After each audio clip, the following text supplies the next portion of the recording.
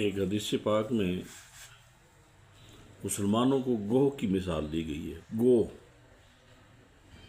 تو انسان سوچنے پہ مجبور ہو جاتا ہے کہ گوہ کی مثال کیوں دی گئی ہے، کسی اور جانور کی مثال کیوں نہیں دی گئی۔ رسول پاک صلی اللہ علیہ وسلم نے فرمایا کہ ایک وقت ایسا آئے گا کہ تم پہلے والے لوگوں کے نقش قدم پر چلنا شروع کر دو گے، بالشت بالشت اور ہاتھ ہاتھ، حتیٰ کہ وہ اگر بل جو کہ گو کا بل ہوتا ہے اس میں داخل ہوں گے تو تم لوگ بھی اس میں داخل ہو جاؤ گے۔ یہ بات اس وقت واضح ہو جاتی ہے اور ذہن میں آ جاتی ہے کہ عرب کے لوگ جب گو کا شکار کرتے ہیں تو گو کے بل میں پانی بھر دیتے ہیں اور وہ باہر آ جاتی ہے۔ گو کے بل کا سوراخ ایک ہی ہوتا ہے، گو کے بل کا دوسرا کوئی سوراخ نہیں ہوتا، لہذا وہ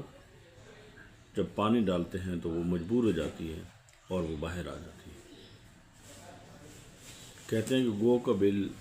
کا نہ صرف سوراخ ایک ہوتا ہے بلکہ وہ اندر سے بہت ہی بدبودار ہوتی ہے، اس میں تعفن ہوتا ہے، اس میں بدبو ہوتی ہے۔ لہذا اگر ہم نے یہود و نصارہ کے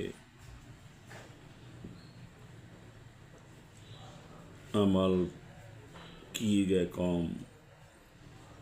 ہم نے شروع کر دیے، جو کہ ہم نے شروع کر دیے ہیں، یعنی ہم ان کی پیروی کرتے ہیں، ہم ان کے فیشن اپناتے ہیں، ہم ان کے رسم و رواج اپناتے ہیں،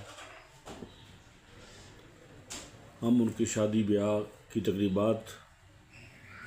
پر رسم و رواج کی گئے بھی اپناتے ہیں، حتیٰ کہ ہم شیطانی کام بھی کرنے لگ جاتے ہیں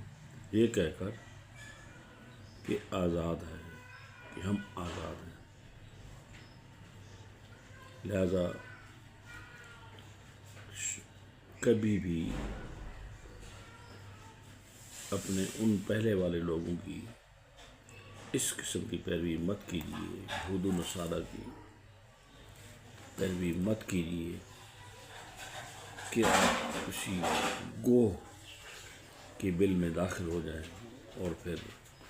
باہر بھی نہ نکل سکے، اور وہ اتنی گندی جگہ ہوگی، اتنی بدبودار جگہ ہوگی کہ تم بھی اس کے